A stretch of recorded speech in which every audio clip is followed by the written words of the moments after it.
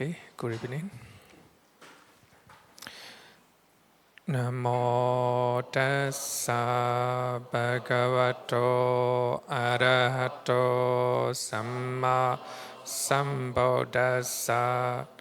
Namo tassa bhagavato arahato samma sambuddhassa. Namo tassa bhagavato arahato samma sambuddhassa. Good evening, everyone.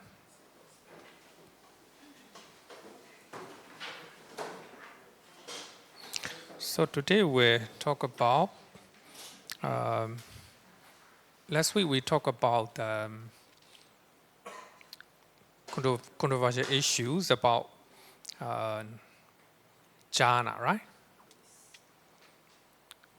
Controversial issue about right concentration. Normally, right concentration is defined with the five material jhanas, rupa jhanas. So that's a typical interpretation. So therefore, some scholars or some meditation masters, so they interpret right concentration with the five material jhanas, four rupa jhanas. That means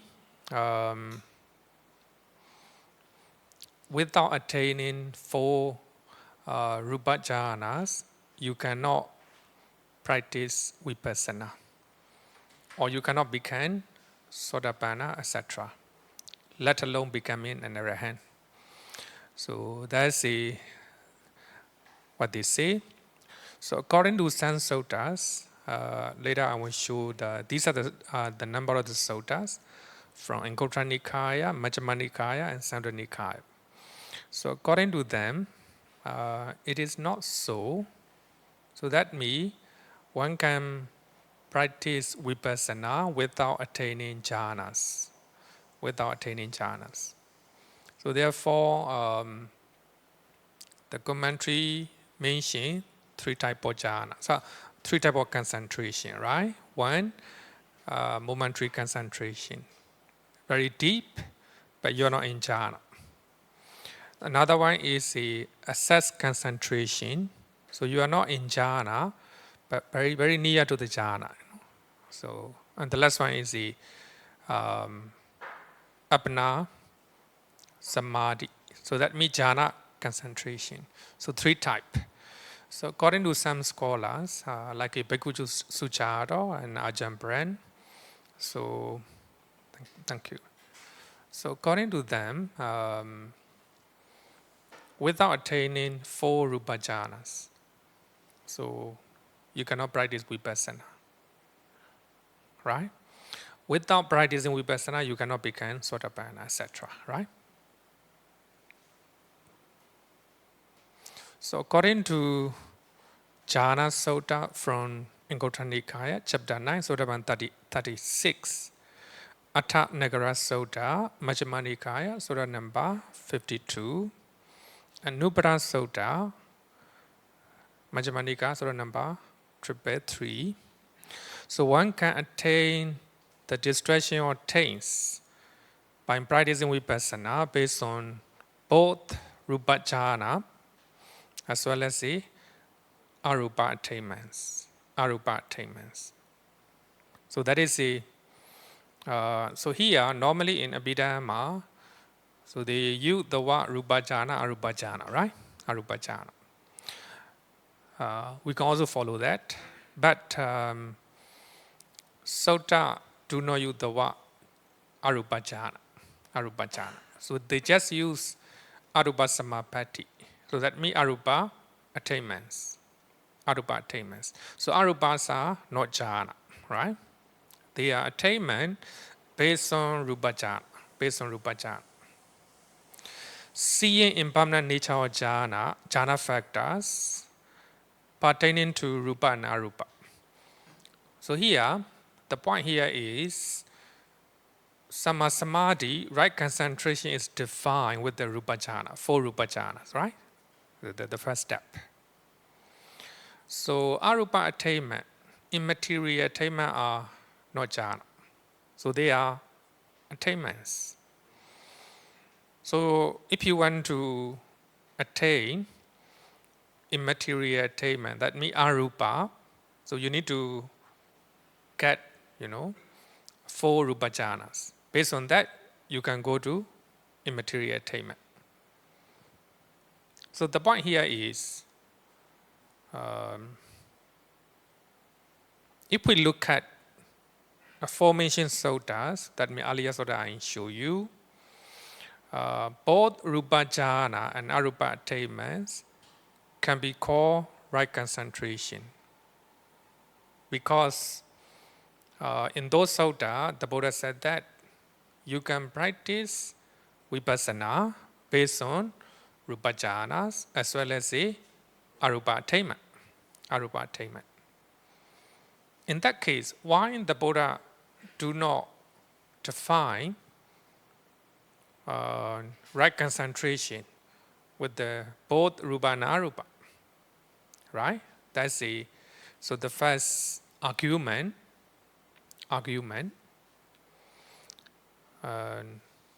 Before that, I will explain maybe how to practice vipassana based on the jhana.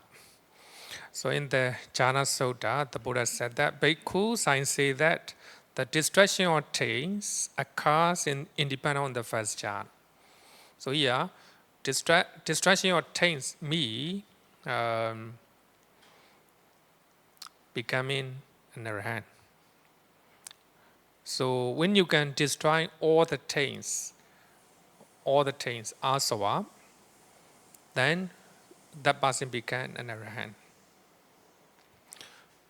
So the Buddha said that based on the first jhana, one can become an arahant. No need to practice every jhana, right? And some people may practice vipassana. How to practice vipassana? And the Buddha said that he consider wherever phenomena exists there. So that means in the first jhana. Pertaining to form, feeling, perception, volitional activities, and consciousness. So that means 5 aggregate, right? So when you enter the first jhana, so there are 5 aggregate. In other words, nama rupa, mind and body, mind and body. Pertaining to the 5 aggregate. As a impermanent nature, suffering, dukkha, right? Illness, as a roga, right? Roga. A void, a dark, misery, affliction, alien, disintegrating, empty, non-safe. Empty, sunyata. Non-safe, anatta. So normally, we focus only 3 characteristics, right? Impermanent nature, suffering, dukkha, non-safe, anatta. And you can also, it's up to individual, right? Some people may think that 5 aggregate are empty. Nama rupa, mind and body are empty. Normally, Mahayana tradition emphasize importance of emptiness, right? Importance of emptiness. But in Theravada, we focus on anicca, dukkha, anatta, impermanent, suffering, and non-safe, based on Anatta Lakkhana Sutta. So here, the point here is, when somebody is attaining jhana, but he need to emerge from the first jhana, need to contemplate the nature of impermanent, need to contemplate the jhana factors, in other words, five aggregate in terms of impermanent, in terms of suffering, and in terms of non-safe, anicca dukkha anatta. So that means when you are in jhana, you cannot practice vipassana. To practice vipassana, you need to emerge, come out from the jhana, need to contemplate the jhana factors or namarupa as impermanent, suffering and non-safe, anicca dukkha anatta. So, seeing five aggregate or contemplating the nature of five aggregate or namarupa as a impermanent, suffering and non-safe, that's practicing vipassana. Practicing vipassana.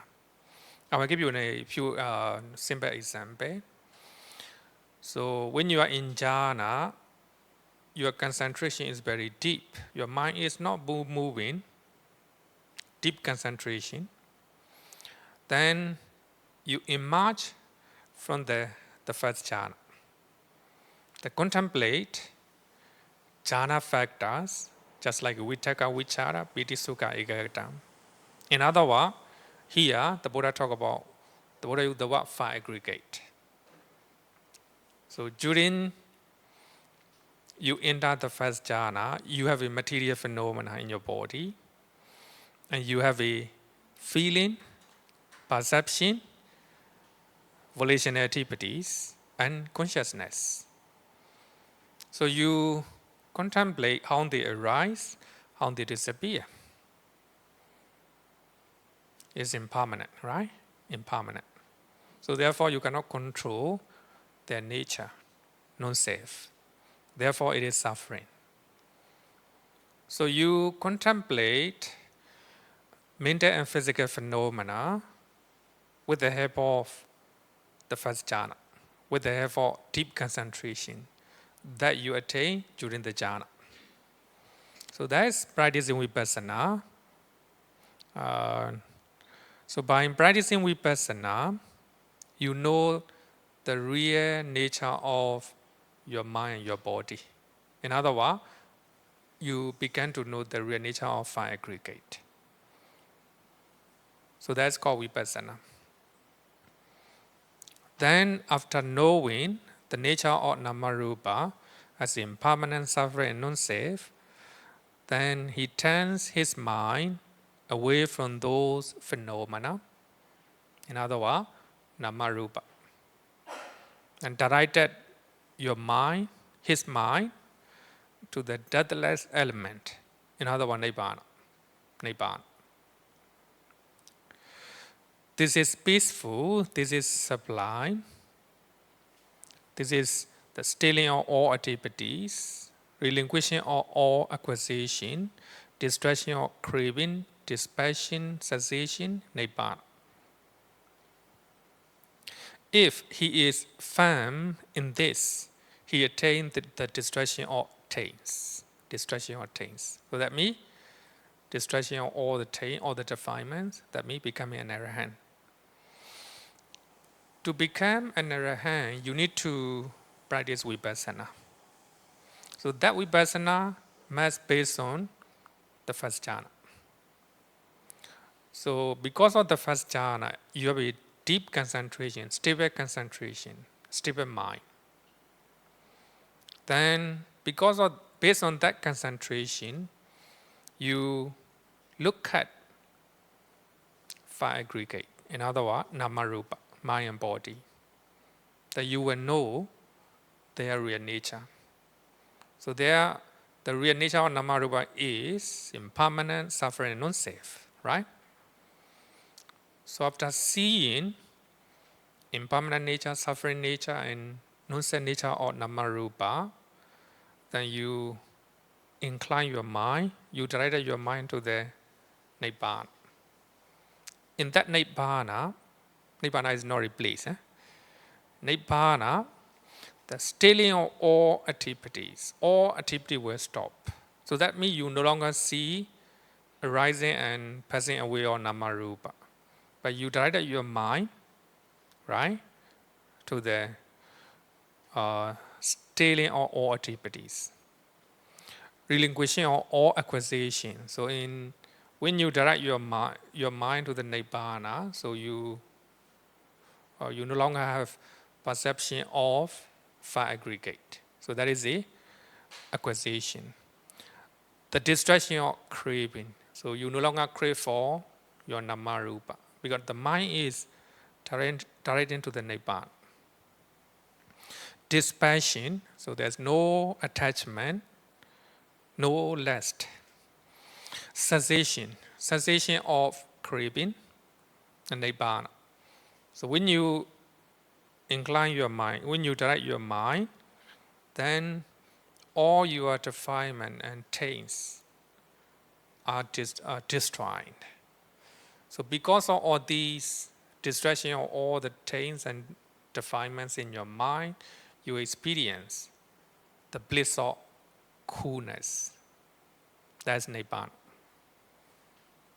Your mind is cool down, no? That's Nibbana. So if he is firm in this, how to say, the directing of your mind to the Nibbana, then you will attain the distraction of taints. Right? Distraction of taints. So that means fast, according to this sutta, fast, you need to practice, you need to attain the first jhana. So with the help of the first jhana, then you practice vipassana. Vipassana here means trying to see your mind and body, trying to see their nature. So their nature is impermanent, suffering, non-safe. So when you see the real nature of Namarupa clearly, then you turn your mind to Nibbana. So then when your mind is firm, seeing the Nibbana, seeing here means not with the eye, naked eyes, with the wisdom, with the wisdom eye, then it will be, all your taints will be destroyed. So that's called the destruction of taints. So you will become an arahant. If he does not attain the destruction of taints, because of that lust for the Dhamma, because of that lust for the Dhamma, because of that delight in the Dhamma, so that means sometime when you are in jhana, when you come out from jhana, you have attachment to that jhana. Jhana bliss is very peaceful, right? Very peaceful. So you choose a quiet place and you try to attain the first jhana. You can stay for many hours. So food are not problem for you. The clothing are not important for you. The people are not important for you. You can enjoy the bliss of jhana. It is really delighting experience. So when you have attachment to those jhana, so that means here, right? Lust for the Dhamma, Dhamma here means jhana bliss.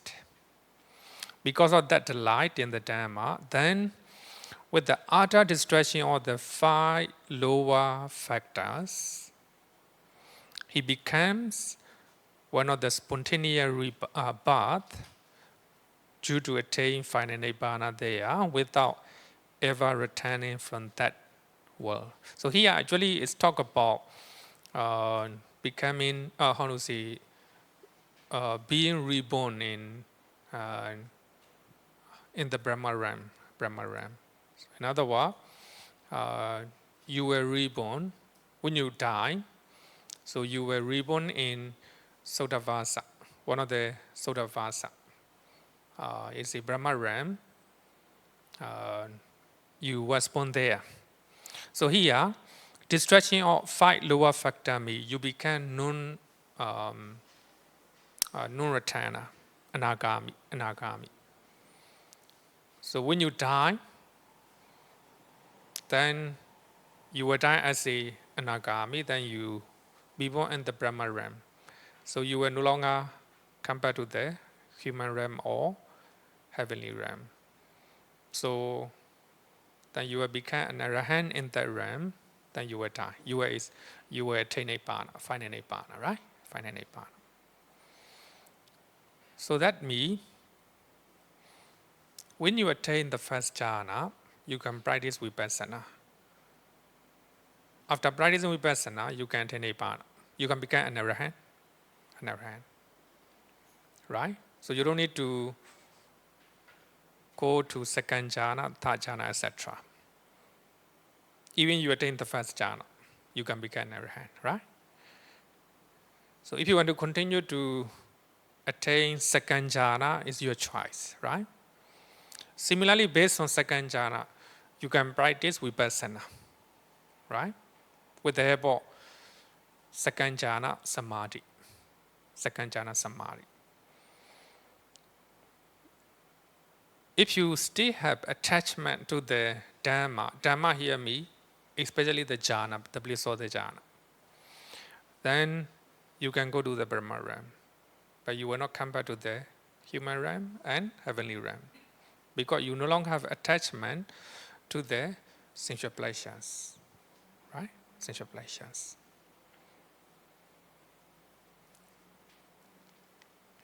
According to Jhana Suttas, we can practice vipassana during the first seven jhana attainments.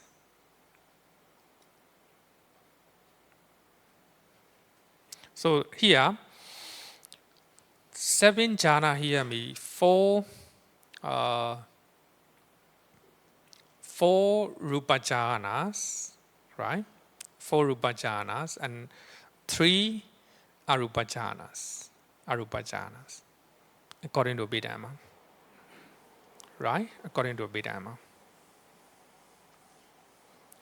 But during the last arupa jhana,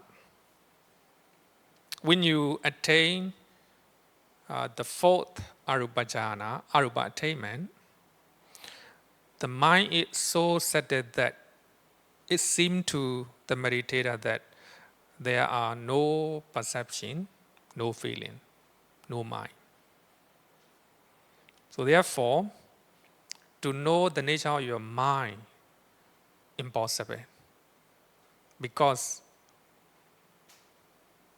you cannot trace the perception, feeling, and the mind are not prominent during the 4th arupa jhana, because they are so settled, right? So therefore, practicing vipassana is not possible during the last arupa jhana, because during that, the 4th arupa jhana, there are still a very subtle perception, feeling, and mind, but they are not prominent to practice vipassana. To practice vipassana, you need to know feeling, perception, right? But in the last arupa attainments or arupa jhana, feeling, etc., are not prominent, very subtle, right? So therefore, you do not know how they arise. It's very difficult to know how they arise, how they disappear, right? So therefore, the Buddha said that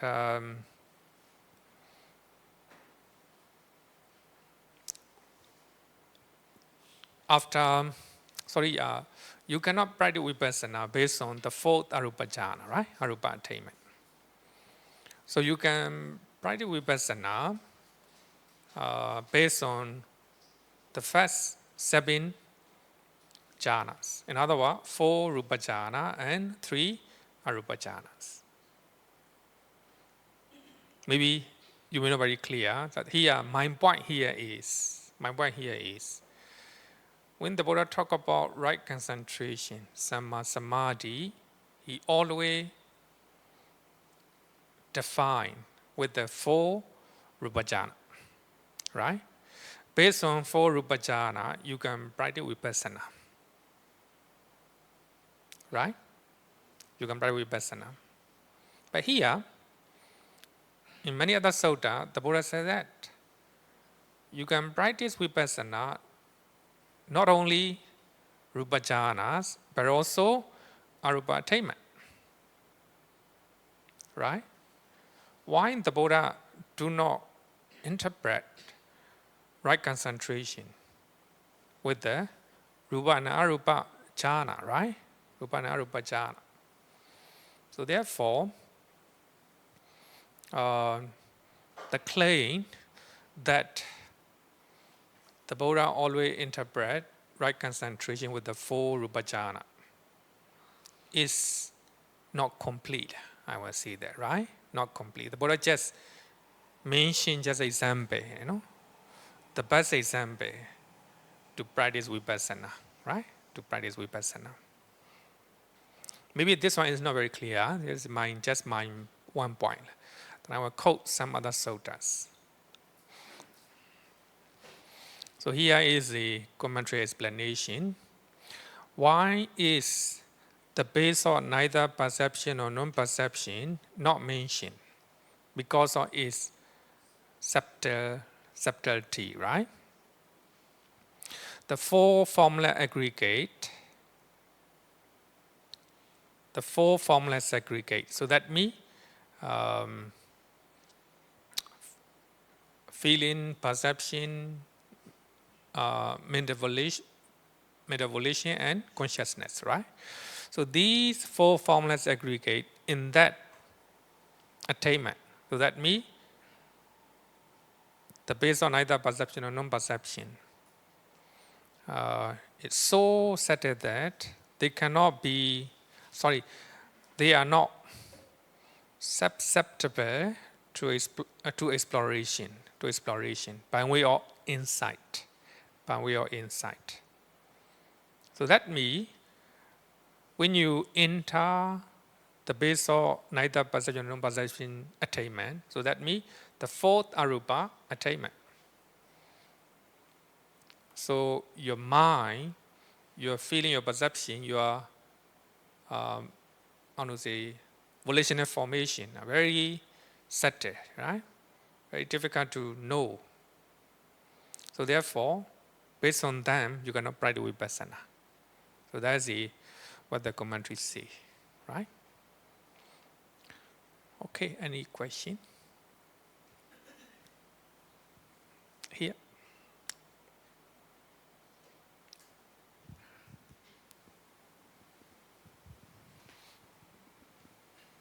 Bhante, I try to understand that you said when we practice the jhana, it's just like we sit and meditate. Then after we come out of the jhana, we practice the vipassana during our daily life by contemplating. Am I right to say that? No, you are still sitting. Okay. You suppose now you sit down, you enter jhana. During the jhana, your mind just focus on meditation object, only one meditation object. Okay. You cannot do anything. Okay. Right? Only one object. To practice vipassana, you need to emerge from the jhana. Okay. Because vipassana means knowing the nature of your body, the nature of your mind, right? So the mind need to focus on so many things, right? So many things. During the jhana, only one object. Okay. So therefore, during the jhana, you cannot practice vipassana. You need to emerge, right? Then you are still sitting. Then you emerge from the jhana. Then because of that jhana, your mind is very calm and stable, quiet. With that concentration, samadhi, you incline your mind to your body.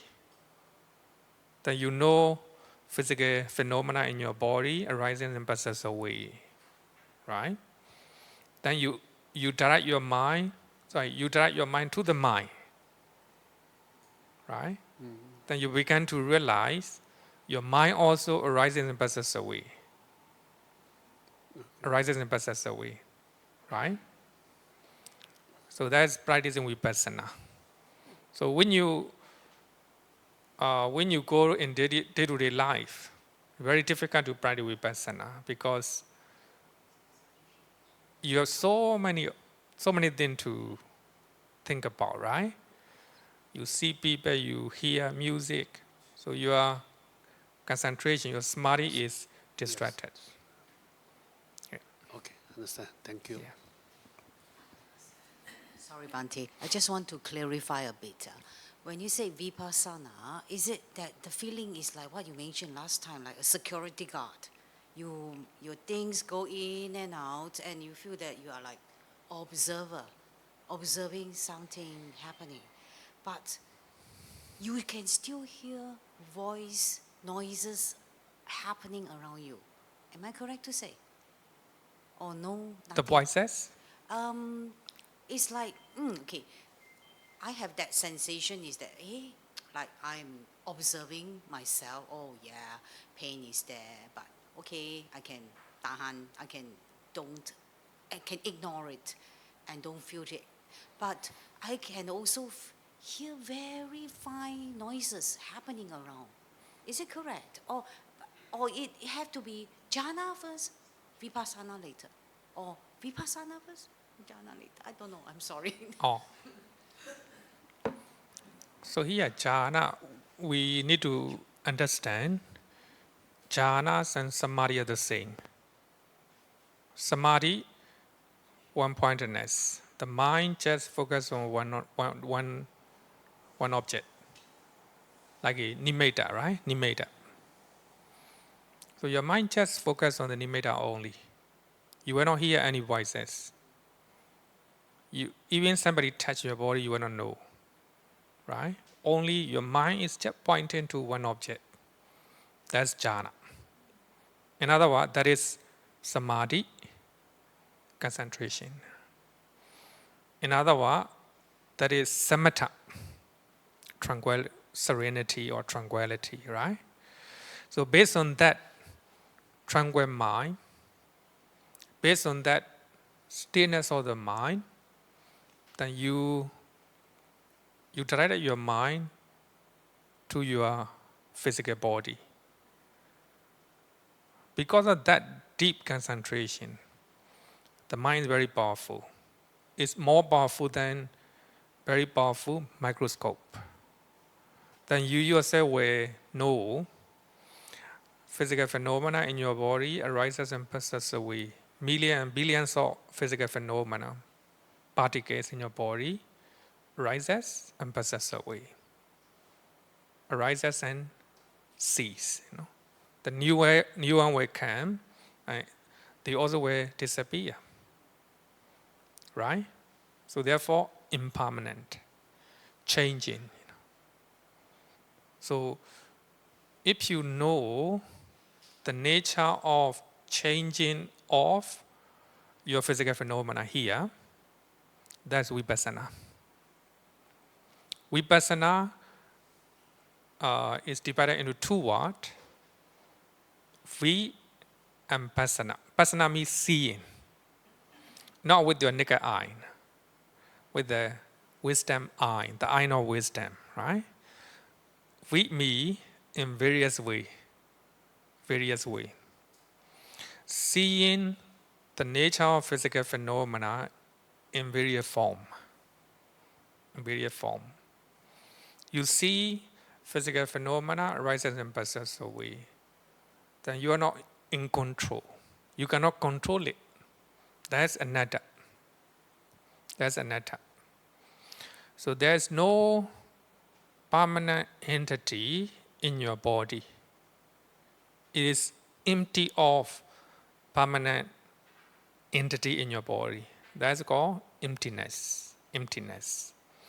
So when you have a deep concentration, stillness of the mind based on jhana, then you can see your physical phenomena in your body in their true nature.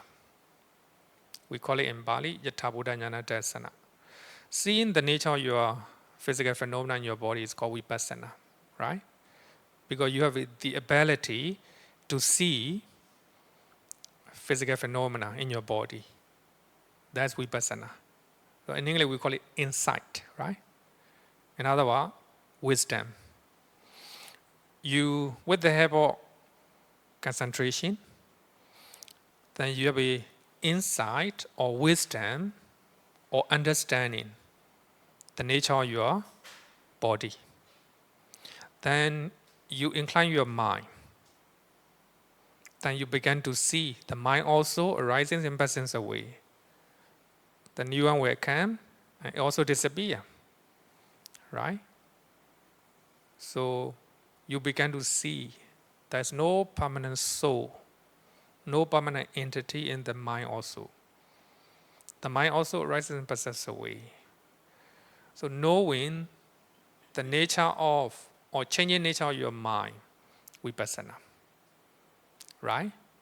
So that means we need to have a certain degree of concentration in our mind first. Then only you can have a vipassana. So when we talk about concentration, so according to many suttas, four jhana. So therefore, some scholars they are very firm. They claim that without four jhana you cannot practice vipassana. But traditionally, the commentaries, so they mention that even you don't attain the four jhana, when you have momentary concentration, khanika samadhi, momentary hear me, not in normal concentration. It's very deep, not the level of jhana, right? Not level of jhana. So based on that momentary concentration, then you incline your mind, you direct your mind to your body. Then you will see, the nature of your body, the nature of your mind. That's vipassana, right? That's vipassana.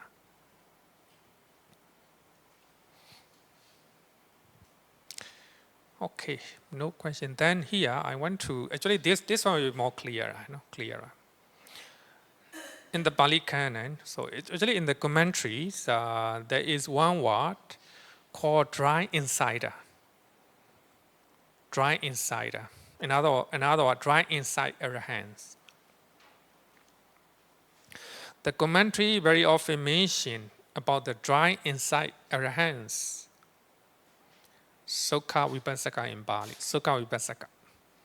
So their path to arahantship is it dry because they don't have any four jhanas.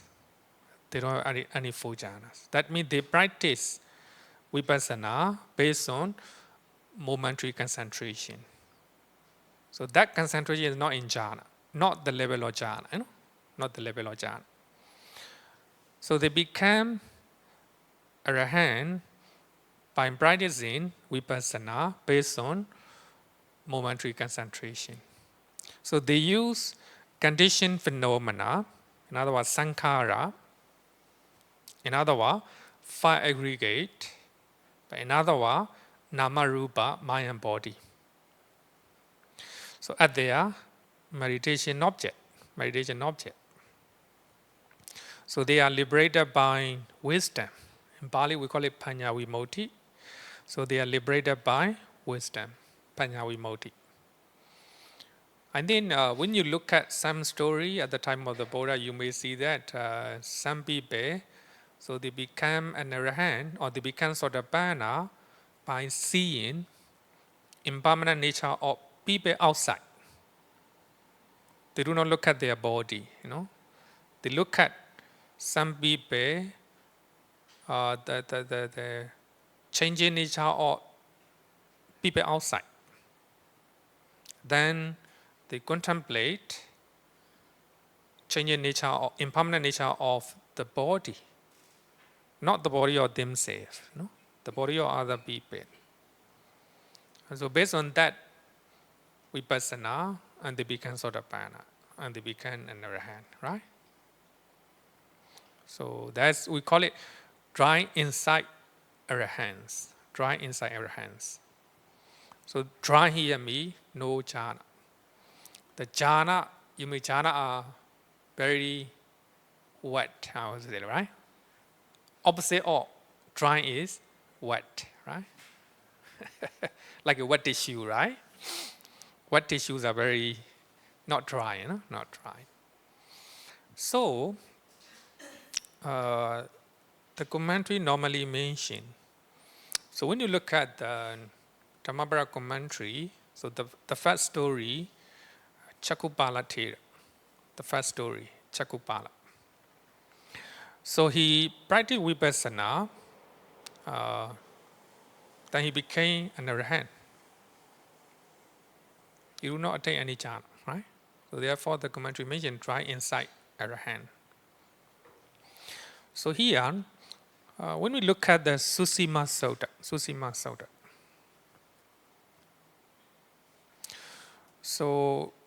Susima Sutta is quite often quoted to talk about dry inside meditators. So that means according to commentary of this suttas, without attaining the full jhana, you can practice vipassana. Then, if you know the nature of your mind and body, then you become an arahant, right? Dry inside arahant.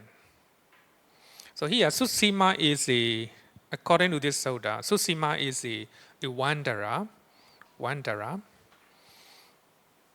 So by that time, and the Buddha and his disciples are getting popular.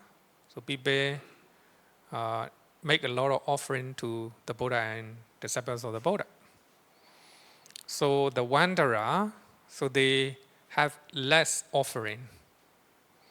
So they discussed among them and suggested or asked Susima to go and inquire why people are making a lot of offering to the Bodhisasana.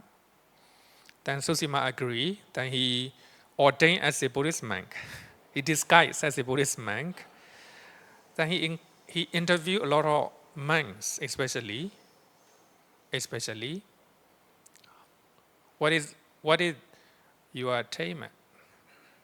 What is your spiritual status? And many monks, so they answer, we are, Susima asked, do you have the ability to see your previous life? They say no. Can you perform miracles? They say no. Can you see the previous life for other people? They say no. Then why? Actually, you say you are arahant. Actually, they are arahant, you know. He interviewed them.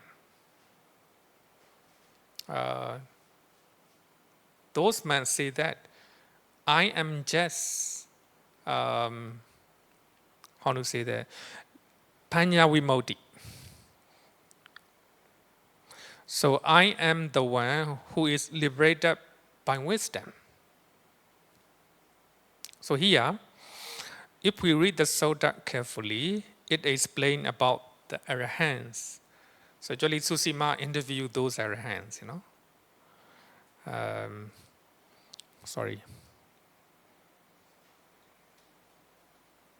Susima interviewed those arahants.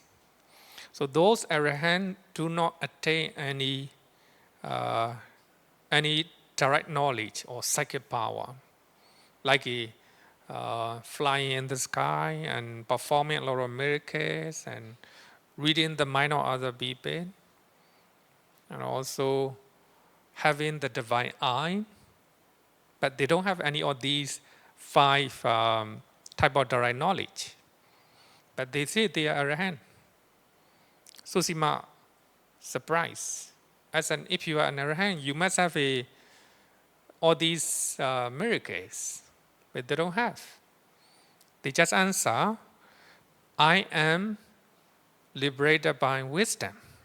So that means the commentary mentioned that they are just a normal arahant, dry inside arahant.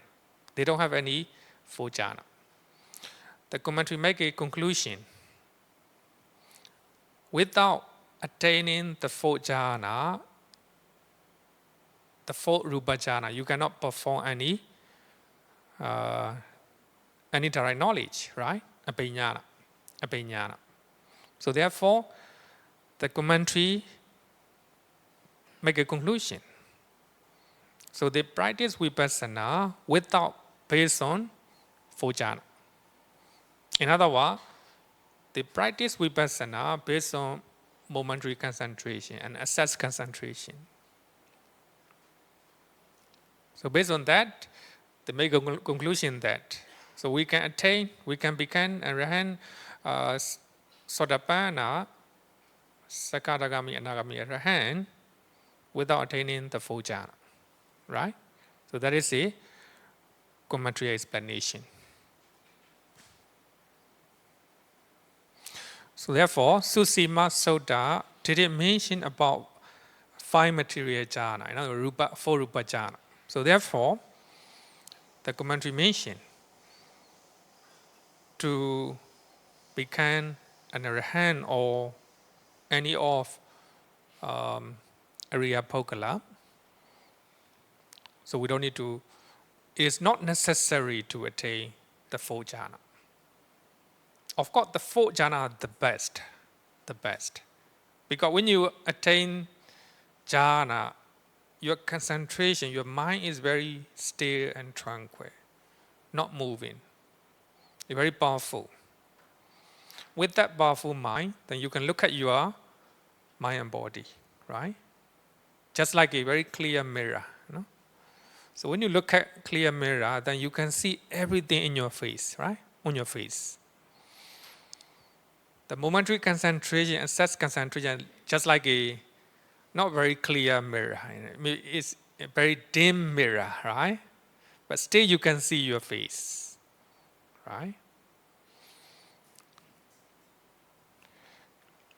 Okay, then I think this one, Asaji Sutta is clearer.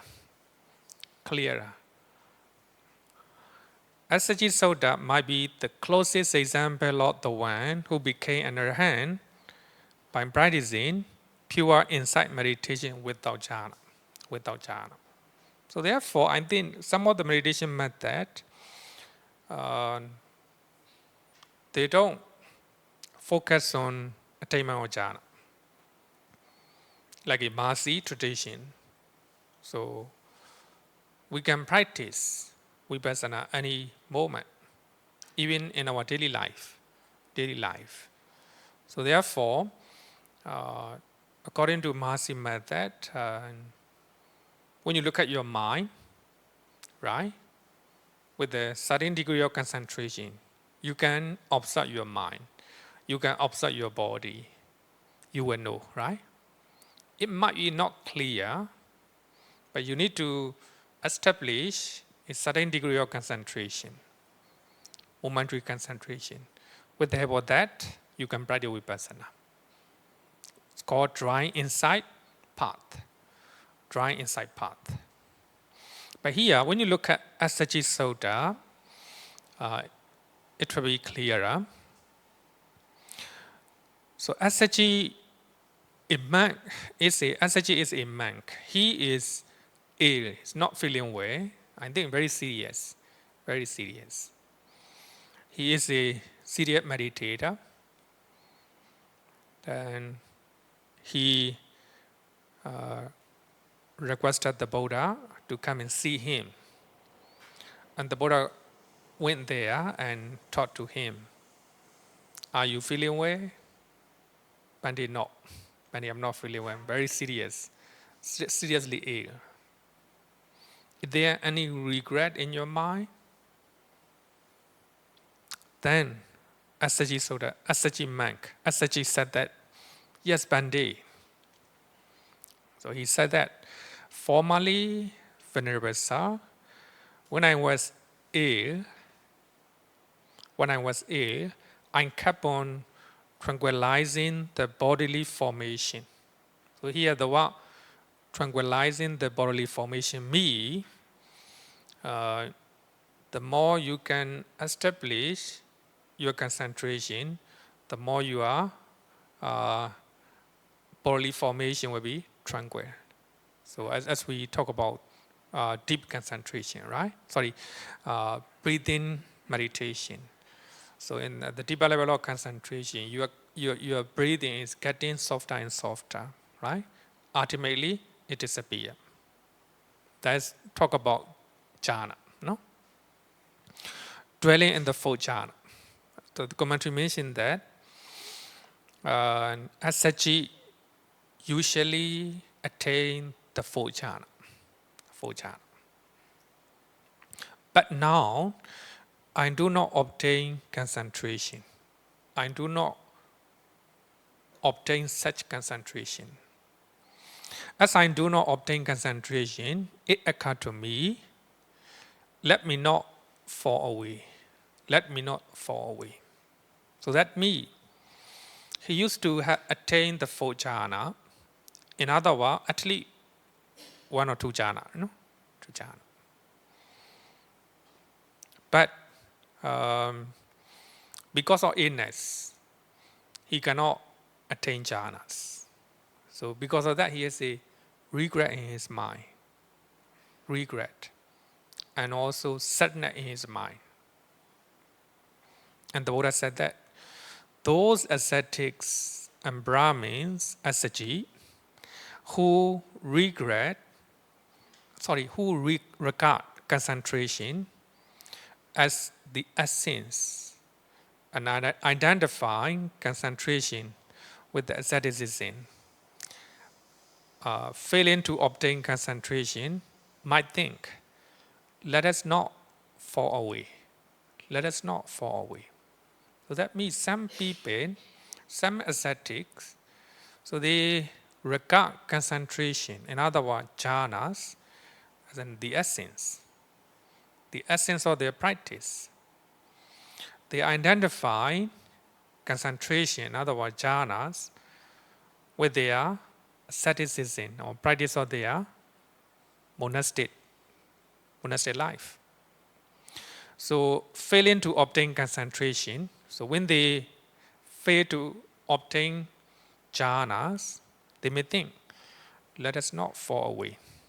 So the commentary mentioned what the Buddha want to say. So here, so according to commentary, the Buddha want to say, in my teaching, that is not the essence. That means jhana is not the essence. So the essence is insight, vipassana. Then when you practice vipassana, you will attain magga and phala, right? But then fruit. So that is the highlight is vipassana. Even you do not attain jhanas, stay okay, don't worry. The main thing is to practice jhana. To practice vipassana, insight, right? Insight. So when you look at this sutta, it's very close, right? So we can propose or we can object the statement, without the four jhana, you cannot become Sotapanna, Sakadagami, Anagami, Arahant, right? According to this sutta. So therefore, many meditation masters, so they claim we can practice vipassana based on momentary concentration. So I want to show you one of the, before that, you have any question regarding with this?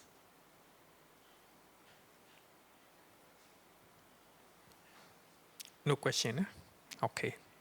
The point here is, according to Assaji Sutta, Assaji normally used to attain the jhanas. Because of illness, he cannot enter jhana, right? Then he have a regret. sadness in his mind. That when the Buddha asks, you have any remorse in your mind? Because he's going to die, right? Going to die.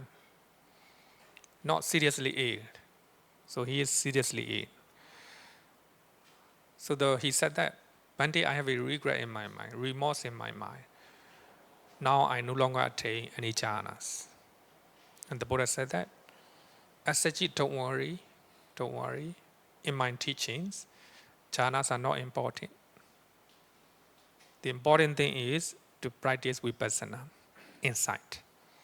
So if you practice vipassana based on momentary concentration or assess concentration, then you will attain Magga and Phala.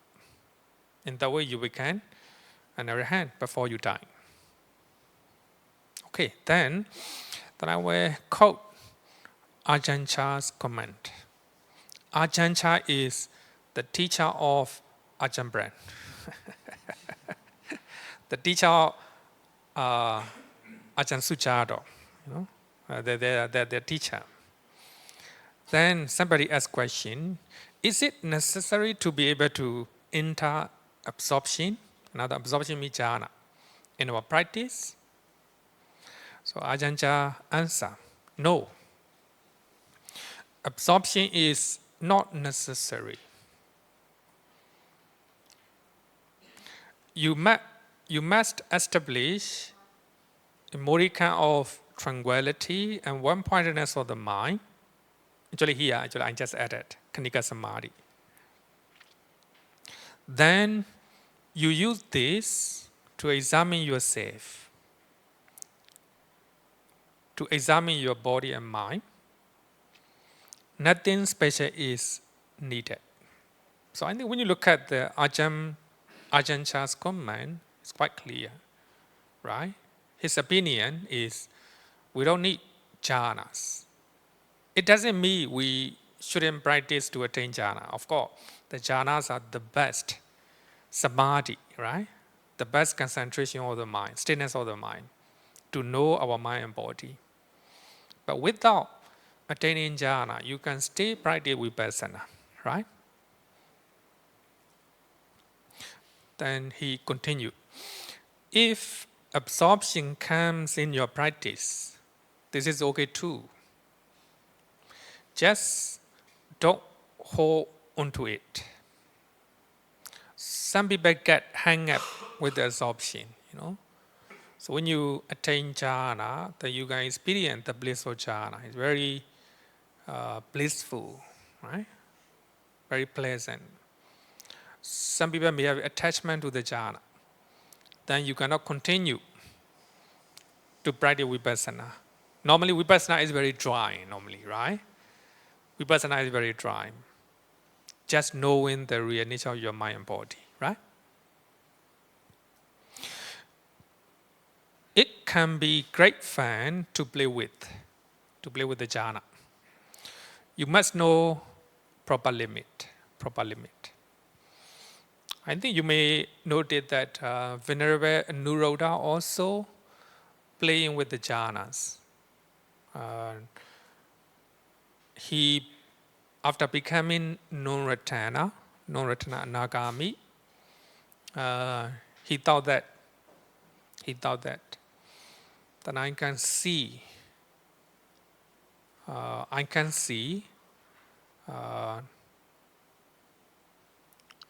10,000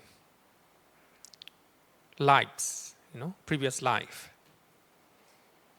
Then I have a divine eye, Devachaku. If I practice vipassana, then it will be very easy for me to become an arahant. Without continuing vipassana practice, then he was playing with the jhanas. He trying to master different type of jhana. Then he trying to attain a deep and more powerful divine eye. But when he decide to practice vipassana to become an arahant, then he couldn't do that. Then he approached Venerable Sariputta. one day, mind concentration is very deep. Then I have a divine eye that I can see 10,000 previous life. Then I have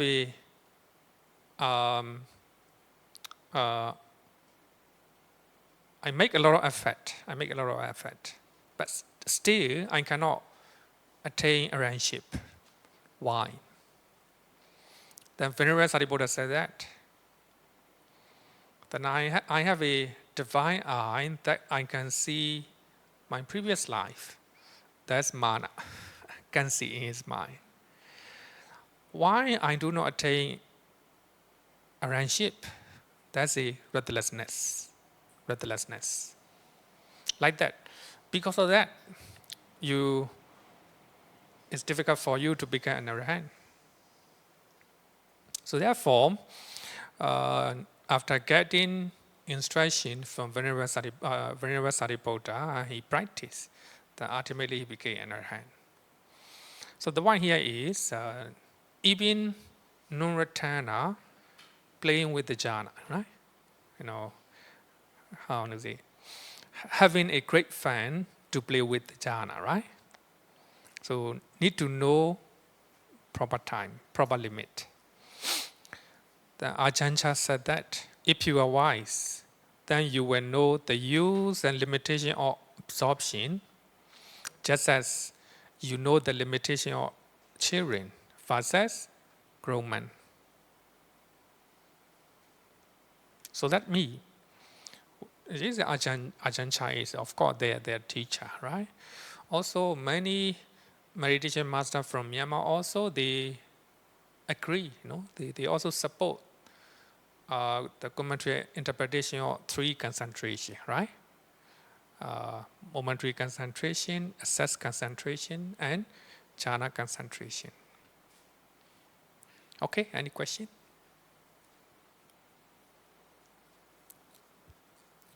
Okay, no question, then let's continue. Now we already finished mindfulness of breathing. Then we'll go back to Satipatthana Sutta. The Buddha said that just mindful, he breathed in. Mindful, he breathed out. Number one, breathing in long, he understands, I breathe in long. Or breathing out long, he understands, I breathe out long. So that is the first stage, right? And second stage, breathing in short. He understands, I'm breathing short.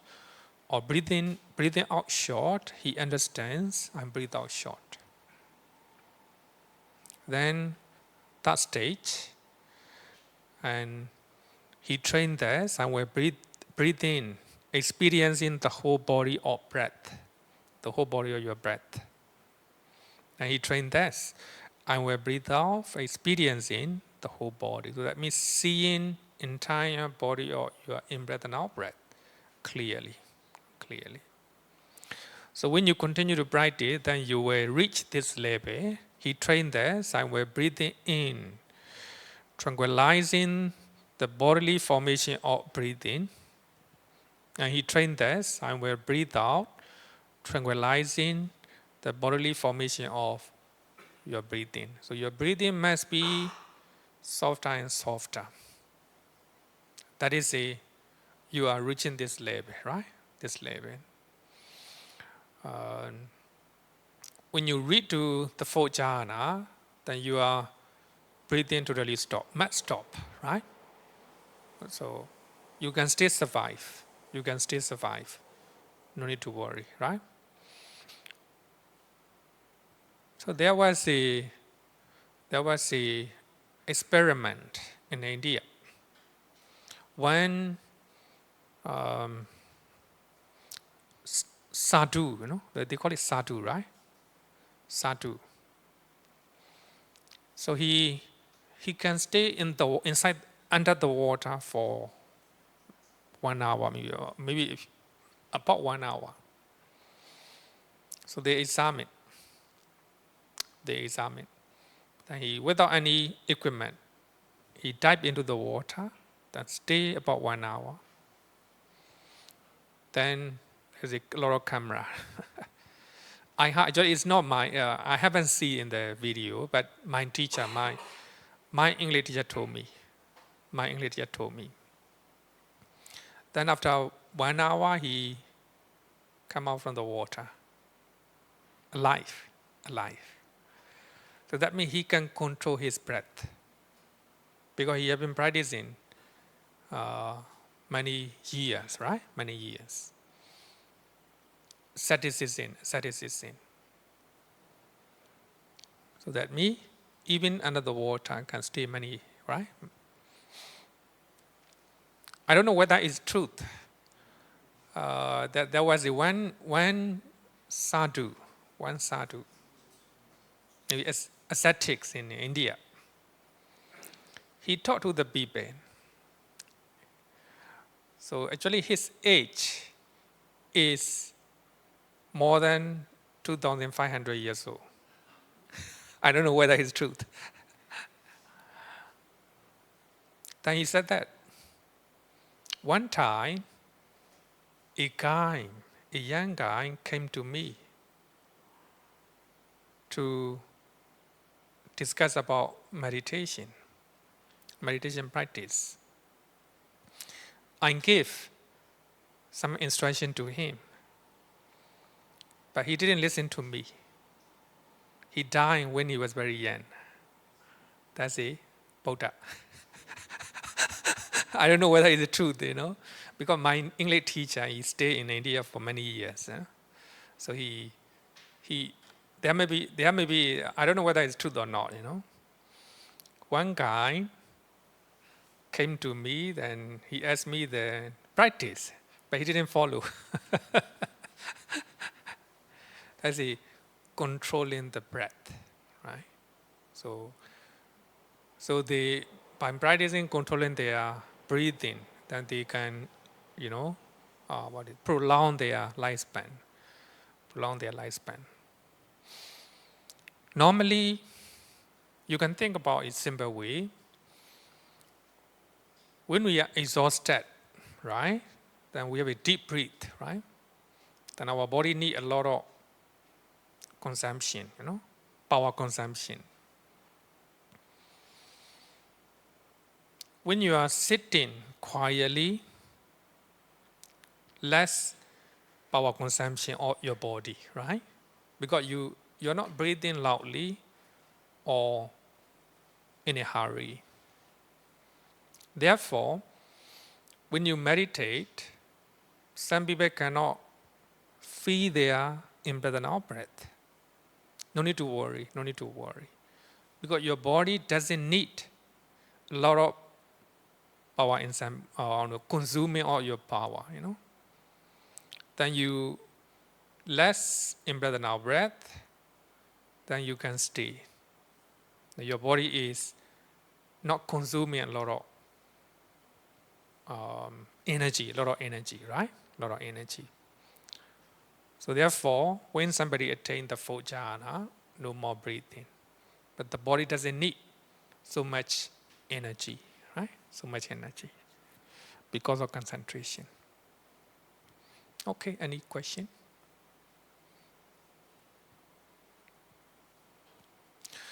Okay, now we'll talk about another one, 4 pochas, Satipatthana Sutta. So this is another topic. It's not in jhana, right? Outside of jhana. The Buddha said that again means when walking, a man understands I am walking. That means walking meditation. When standing, he understands I am standing. So we have a full awareness of our bodily pocha. When sitting, he understands I'm sitting. When lying down, it's not a sleeping, just lying down. When lying down, he understands I am lying down. We call it 4 bodily pochas. 4 pochas. Walking, standing, sitting, lying down. Or he understands accordingly however his body is disposed, any bodily posture, just be mindful as it is, as it is. In this way, he dwells contemplating the body in the body internally, or he dwells contemplating the body in the body externally, pipe, outside, right? Or he dwells contemplating the body in the body with internally and externally.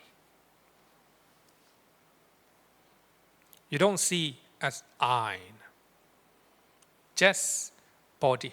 Right? You just see as a body. Don't see as a man or woman like that. Just see as a body, right? If you see the people as a man and women, then attachment may come, right? Attachment may come. Whoever, whatever, just contemplate the body. Or as he dwells contemplating in the body is nature arising, or the nature of vanishing, or nature both arising and vanishing. It's practicing vipassana. So when you look at here, we can practice vipassana without based on jhana. No? Here also we can understand. So therefore, some meditation method, they use Satipatthana method as a vipassana. Satipatthana as a vipassana meditation practice. But they look at here, right? So when you look at the nature of your body, how they arise, how they disappear, then that's vipassana, right? That's vipassana. Or as mindful that there is a body. There's no other thing. There's no mind, there's no you, there's no man, there's no women. Just the body. Just contemplate as a body. No? Don't identify as a man or woman, as a beautiful or ugly. Just contemplate, just be mindful there's a body. It simply establishes in him to the extent necessary for the bare knowledge and repeated mindfulness. Don't identify this body as I, as my body. No. Just identify, just observe, bare knowledge about body, right? Body, that's all. And he dwells independent, not clinging to anything in the world. Not clinging to anything in the world. So your mind is independent, not clinging to anything. So that means you contemplate this body as a body. There's the body, right? Also, outside, there's a body, right? So your mind will be independent, not clinging to anything. So you can look at the example of Bhikkhuni Khema, right? So on the hospital bed, she looked at her body, the nature of mental and physical phenomena in her body. So when the life energy is moving backward, she just know it as it is. Life energy is moving backward, right? Sorry, moving upward. So that is here. So her mind is independent, not clinging to her body, because she is not identifying this body as my body. Life energy is moving, going to move away from my body. No. Her mind is independent. Just know mental and physical phenomena that arise at that particular moment, right? Independent. Not clinging to anything in the world. In the world, here me, five aggregate. So that too is how a man dwells, contemplating the body in the body. in the body, right? So here I will explain walking meditation a little bit further because normally we focus on walking meditation, right? After doing sitting meditation, then you have a physical pain, so you need to balance your body. Then you get up and you walk. Not in normal walking, but you do it mindfully. You do it mindfully. So therefore, we use walking meditation. Here, some meditation center, they trying to practice walking meditation together with the group as a group, right? But we don't encourage. Normally, we don't encourage. We want individual practice, because when we are doing walking group meditation, it's very careful, right? Very careful. Different people may have a different level of samadhi, right? Or bodily strength. Anyway, the main thing is to have mindfulness, right? So here, of course, walking meditation can be divided into different levels, many levels. Actually, here we normally talk about only 4 levels. Number 1, the first stage, you take note in the mind, step in. All your attention must go to your step, right? Your step. Sometimes you can take note in your mind, left, right, left, right, left, right. So you can use whatever method, right? So don't forget about your breathing, Forget about your breathing. By that I know. Here is 2 methods. Some meditation method will instruct you to focus on your breathing only, whatever you do.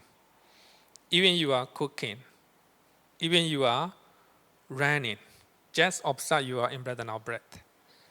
Like a Power Meditation Center method, they encourage focus on here, right? But when you're doing walking meditation, all your attention must be on your step, right? On your step. So that will be the first step. Then second stage, you take note in your mind, moving, putting down.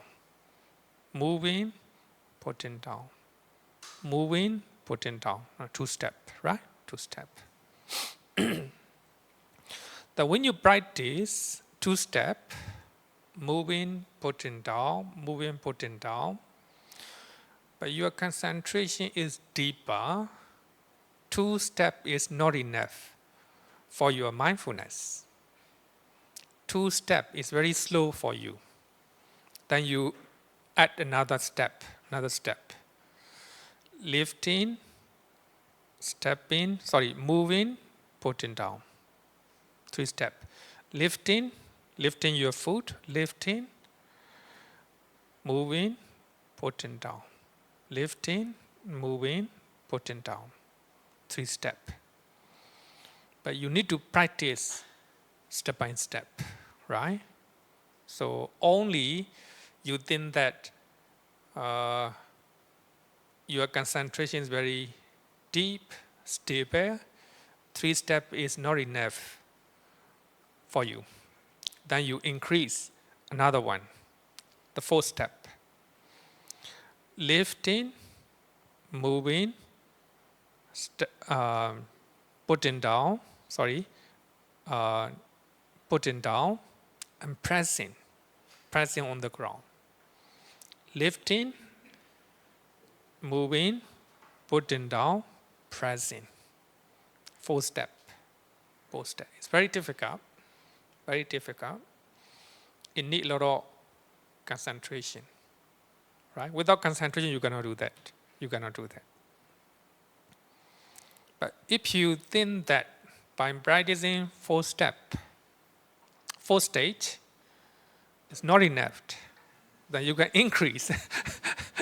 Really, no, it's not a joke, The more you are concentrating deeper, 4 step is not enough. because the mind is very powerful, right? Then you can increase. Then I have a desire to lift my foot. You look at your mind, that the mind, I have a desire to lift my foot. Desire to lift my foot. Then, second, lifting. Then I have a desire to move forward. Then move forward. Then I have a desire to put down. Then you put on your foot. Then I have a desire to press my foot. Then you press. Right? Not only knowing your physical movement, but also mental movement behind. So actually that's very important. One of the meditation master from Myanmar, he used to stay in the forest alone. Then he talked about his experience during his practicing in the meditation center. So he practiced mindfulness all the time. From the time to get up, go into the toilet, watch his face, then practice, then go to the dining hall, eat, every step mindful. So while he is practicing in that way, but his concentration is getting deeper. So therefore, when he is coming down from dining hall to his room, on the way, he began to see the mind is telling his body to move. The mind is telling his body to move, right? Every movement, behind our movement, behind our speech, the mind is commanding, The mind is telling. So to see that, we call it nama rupa, right? Mind and body. These are, pair. So I'm talking to you because my mind is ordering, to speak in that way, to move my body like that. That's a reflection of the mind. So when he came back from dining hall, when he go to his room, on the way he noticed the mind is telling his body to move. So that is it needs a lot of concentration. Because of deep concentration, he see, the mind that tell him to move, and also movement of the body, right? So therefore, this one is just for physical movement, right? So if you want to increase, then you can do, right? You can do. Okay, any question?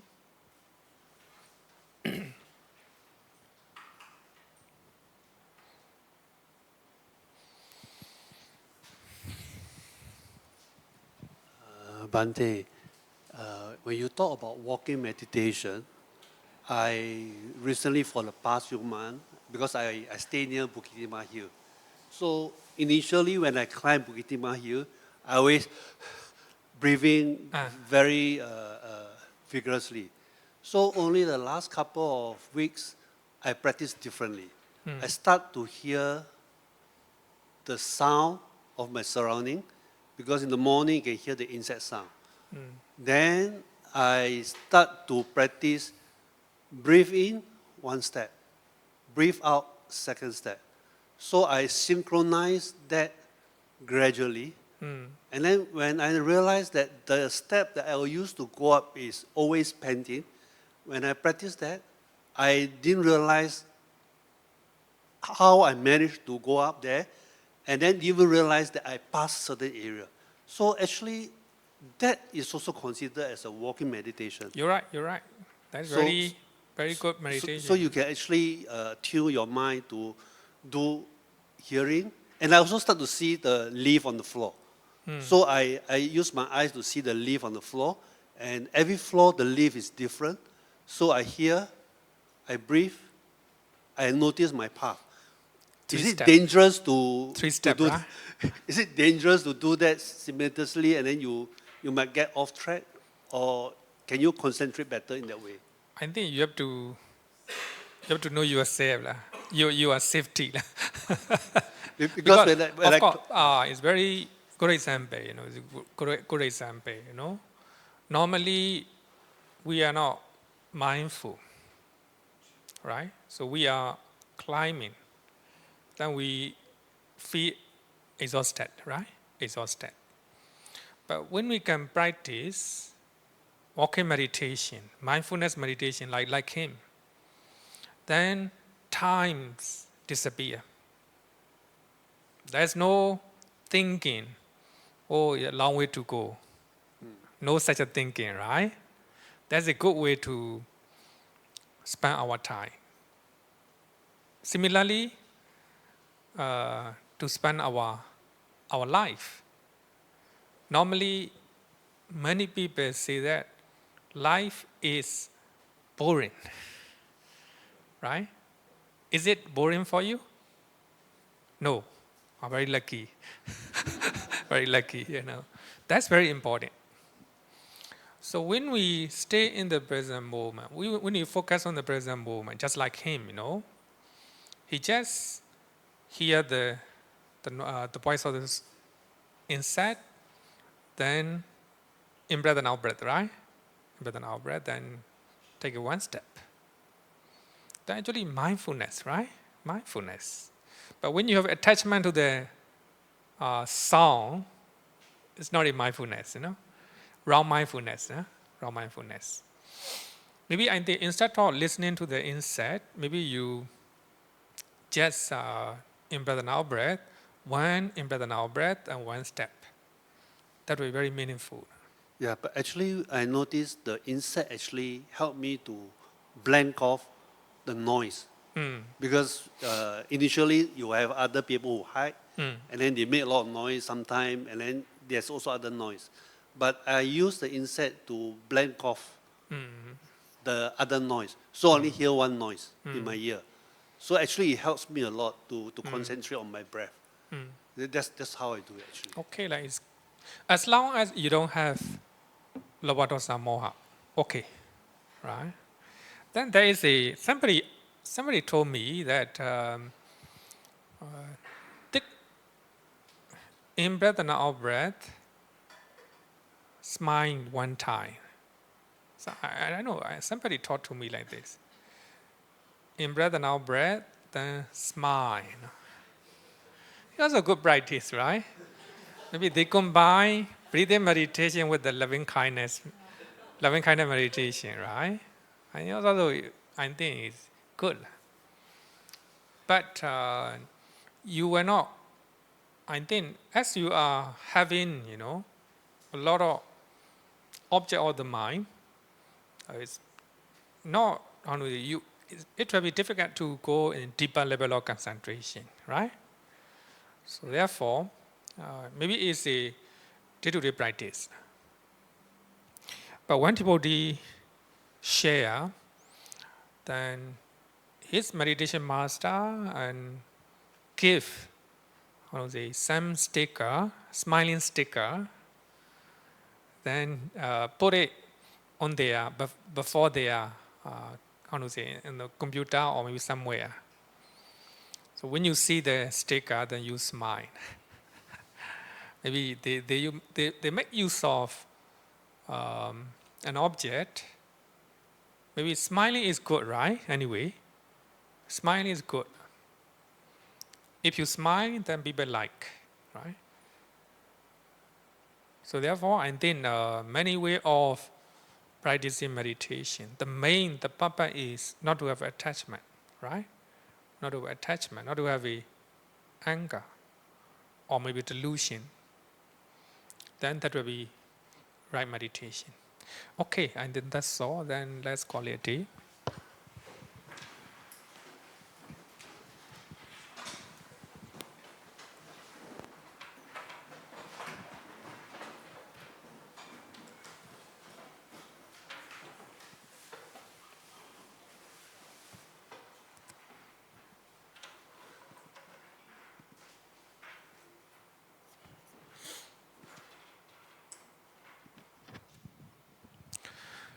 Yo varatam pavaro manu jesu sakyamuni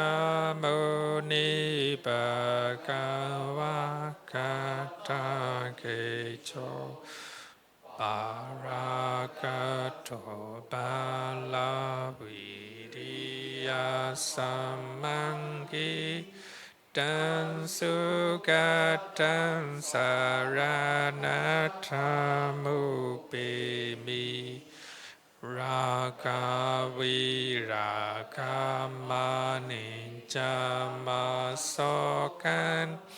Dhamma Masangata Mapatikulan Madhurami Mambagunan Suwipatan Dhamma Mimam Saranathamupimi Yatta Chadena Mahapalamahu Chatusu Sisu Purisa Yogesu Attacha Bogala Dhammata Sati Sangami Mansaranathamupemi Sadhu, sadhu, sadhu. Okay, good night, everyone.